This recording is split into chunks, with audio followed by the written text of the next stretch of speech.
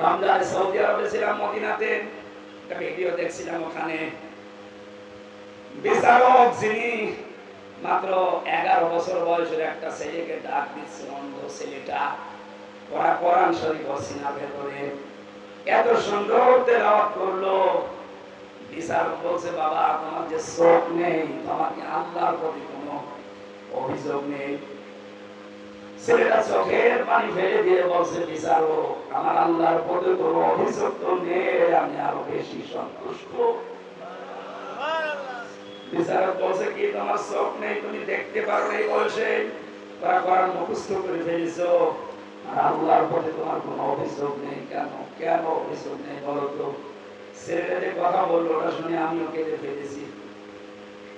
ছেলেটা ডাক দিয়ে বলছে, বিচারক আমি কিন্তু কোরআন কারীমের শুধু হাফেজ না, পুরাটা আমার মাতৃভাষায় আয়ত্ত করা আছে।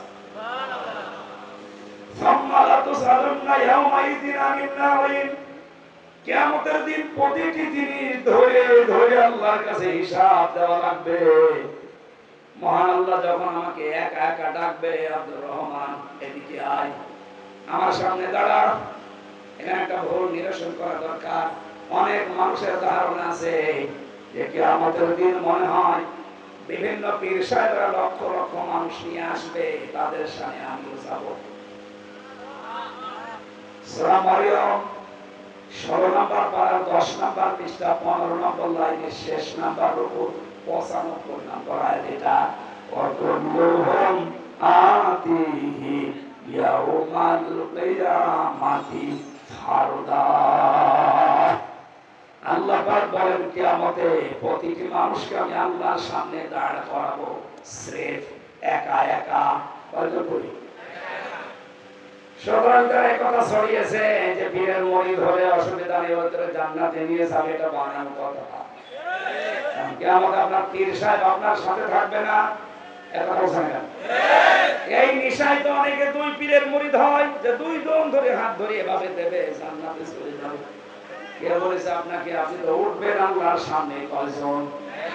আরো জোরে, আরো জোরে বলেন। এই ছেলেটা বলছে, ওস্তাদ বিচারক আমি যখন একা আল্লাহর সামনে দাঁড়াবো, মহান আল্লাহ আমার পা থেকে মাথা পর্যন্ত জিজ্ঞাসা করবেন নিয়ামত একটা একটা করে, আমার মুখটার উপরে তালা লাগিয়ে দেবে। আলিয়াউমা নাখতিমু আলা আফওয়াহিহিম ওয়া তুকাল্লিমুনা আইদিহিম ওয়া তাশহাদু আরজুলুহুম বিমা কানু ইয়াকসিবুন। পা থেকে শুরু করে যখন একটা একটা করে আসবে, চোখের কাছে আসার পরে আমি আল্লাহকে বলবো, মাবুদ একটু দাঁড়ান, তুমি আমার চোখের সম্পর্কে জিজ্ঞাসা করো, অথচ জন্ম থেকে তো আমার চোখ ছিল না। এতগুলো নিয়ামতের হয়তো কম বেশি জানা বলে আমি তোমাকে বুঝিয়েছি, কিন্তু চোখের ব্যাপারে আমরা প্রশ্ন করলে আমি জবাব দিতে পারবো আশা করছি। আল্লাহ তুমি আমাকে চোখই দাও, নিয়ে নিয়ামতের জবাব দেবো কি দিয়ে?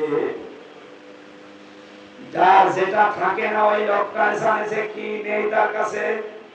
আমার যেহেতু কণ্ঠ এখন নেই, কয়েকদিন আমি বারবার এখন আল্লাহর কাছে ধর্ণা দিচ্ছি, আল্লাহ তুমি কণ্ঠটা একটু ভিক্ষা দাও। আপনার এখন যদি বাক শক্তি, আপনার আঁকের শক্তি যেটা জ্ঞানের, এটা যদি আল্লাহ রহিত করে দেয়, আপনি নিজের পায়খানা নিজে খাবেন। এত বছর আল্লাহ পাক বলেন, এই রব নামের কারণে মায়ের পেটের ভেতরে আমি আরো 5টা জিনিস তোকে দেই। 8 আর 5 বলেন 13টা জিনিস 6 মাসের পরে যখন এক হয়ে যায়, তখন আল্লাহ পাক বলেন, ফেরেশতারা জিজ্ঞাসা করে, একে কি বানাবো? আল্লাহ তুমি বলো, একে কি ছেলে বানাবো না মেয়ে বানাবো? ওয়াল্লাযী ইউসাউবিরুকুম ফিল আরহামি কাইফা ইয়াশা। ইলা আয়াত। তিনি সে আল্লাহ যিনি তোমাদের মায়ের পেটের ভেতরে, রেহেমের ভেতরে তোমাদের আকৃতি তৈরি করেন। সুতরাং ছেলে হবে না মেয়ে হবে, এই সিদ্ধান্ত কার? আরো জোরে। মেয়ে হলে যারা বর প্রতি রাগ করে, তারা বর উপরে রাগ না আল্লাহর উপরে। আল্লাহর সিদ্ধান্তের উপরে কেউ যদি রাগ দেখায়, ওই ঈমান আর থাকবে না। এটা আশা করছে এই মূর্খতা কেউ আর করবেন না। ওটা আপনার স্ত্রীর যদি হাত থাকতো, দুইটা মেয়ে হওয়ার পর জীবন ও একটা মেয়ে নিত না, ছেলে হওয়া তো। যদিও শ্বশুর শাশুড়ির কারণে অনেক বৌমার প্রতি এই কারণে অত্যাচার হয়। আমার মনে করেন এখন দুইটা মেয়ে, এখন যদি আর একটা হয়, স্বাভাবিক ভাবে মানুষের সহজাত হিসাবে আমার মন খারাপ হবে। কিন্তু না, এই মন খারাপ হওয়া থেকে আমি যদি 100 ভাগ মুক্ত হতে না পারি, আমার ইমানের ভেতর ভেজাল আছে।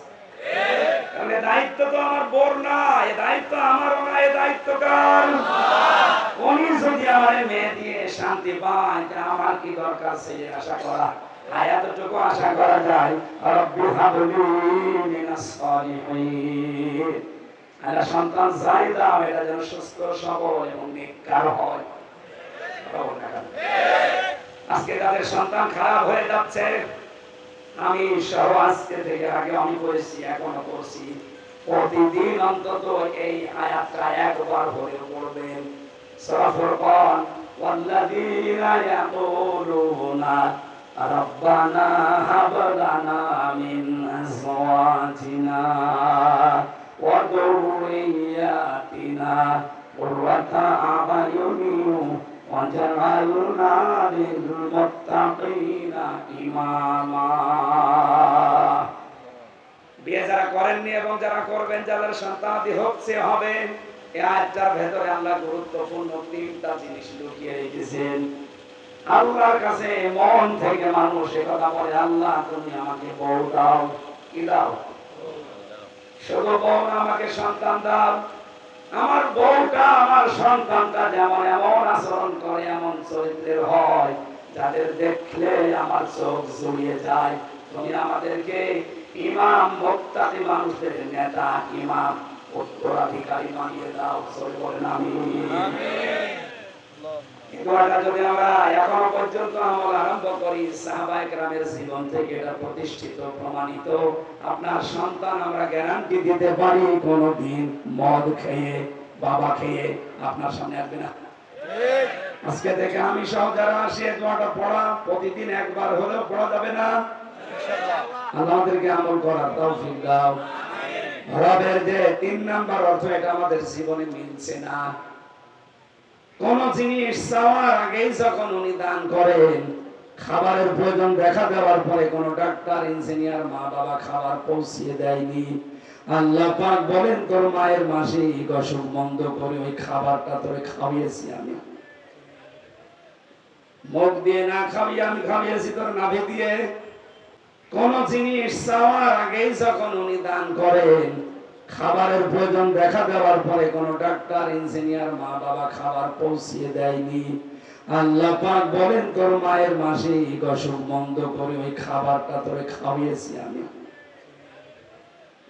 মুখ দিয়ে না খাওয়িয়ে আমি খাওয়িয়েছি তোর নাভি দিয়ে।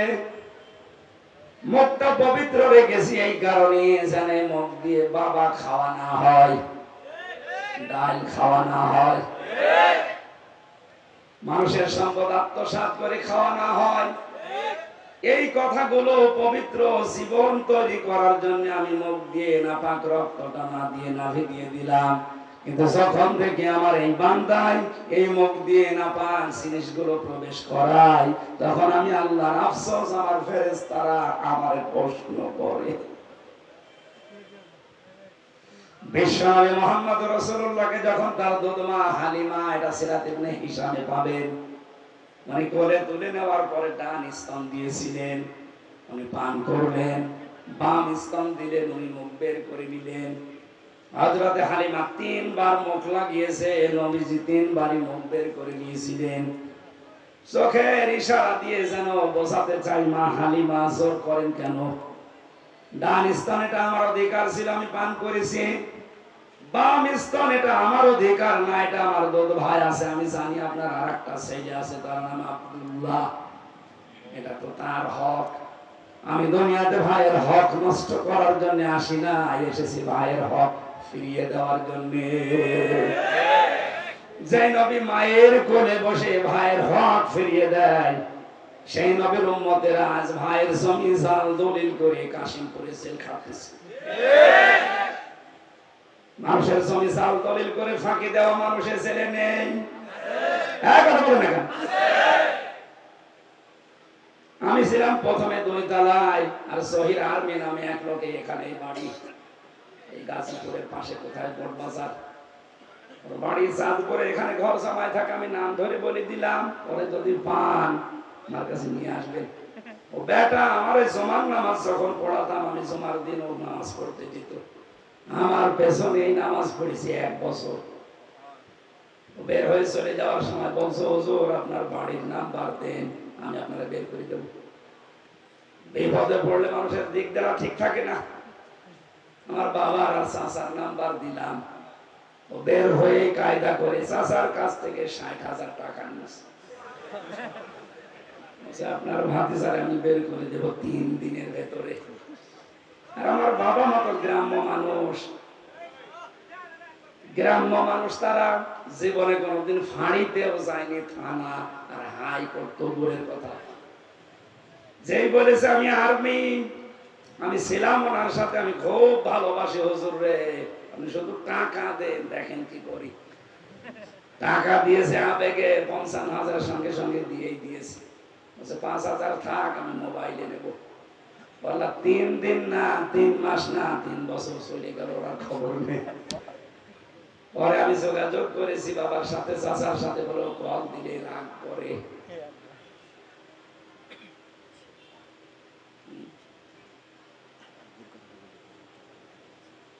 বেশি হয়ে যাচ্ছে সময়, আমার কণ্ঠ পারছে না, এই জন্য মনে হয় আপনি শেষ করবেন। আসলে 19টা অর্থের ভেতরে কেবল 3টা চলছিল। ভাইয়ের জমি জাল দলিল করে ফাঁকি দিয়ে অন্যায় ভাবে এই নাপাক জিনিস মুখ দিয়ে আপনি খান, আর আপনি রব বিশ্বাস করেন আল্লাহ। এটা এখন হয়তো দুনিয়ায় মানুষকে ধোঁকা দিয়ে বোকা বানাতে পারছেন। চোখ বন্ধ হলে আসল রবকে বোঝানো যাবে? আপনি বুদ্ধিমান না, আপনি নির্বুদ্ধির পরিচয় দিচ্ছে। বুদ্ধিমান হতে হলে আল্লাহর যে অঙ্গীকার গুলো আছে, অঙ্গীকার গুলো পূরণ করেন। তার সাথে যে ওয়াদা করে এসেছে, এই ওয়াদা গুলো আমরা ঠিক রাখি। এরপরে একটা একটা করে 24 নম্বর আয়াত পর্যন্ত অনেকগুলো তথ্য ছিল। 12টা পর্যন্ত কথা বলার নিয়ম, 12টা 15 আছে। আমি জেলখানাতে যে 2টা বই একটু টাচ করেছিলাম, বাইরে এসে লিখেছি। দাম্পত্য জীবনে, পারিবারিক জীবনে মানুষের যে পরকীয়া প্রেম, এগুলো নিয়ে একটা বই লেখা আছে। এখানে আছে কিনা জানি, গাড়িতে আছে। নিয়ে মেয়েকে আগে পড়াবেন, নিজের বউকে পড়াবেন, মা, মেয়ে, বোন, ফুফু এদেরকে দেবেন। আশা করছি পারিবারিক জীবনের দাম্পত্য কলহ কাটবেন।